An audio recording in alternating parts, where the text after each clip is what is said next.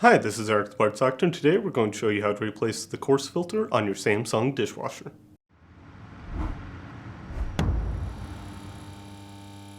If you need to purchase a new coarse filter for your Samsung dishwasher, you can check our website, partsdoctor.com, where we sell parts for all major appliance brands. The coarse filter is part of the dishwasher's filtration system, which is responsible for trapping larger items such as bone or glass from water during the wash cycle to provide optimal cleaning performance. If the coarse filter is damaged or missing, the water may not circulate properly, which can lead to poor cleaning performance. This repair can be completed with your dishwasher installed. To begin, open the dishwasher's door. Then, fully extend the lower dish rack and lift it up and out. The coarse filter is located here on the tub of the dishwasher.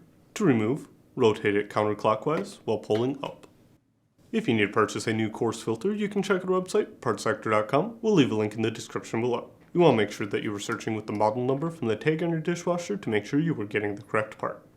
For Samsung appliances, use the longer version of the model number listed on the tag, followed by a dash and then the version number if one is listed. For example, this dishwasher's full model number ends with a /AA-00.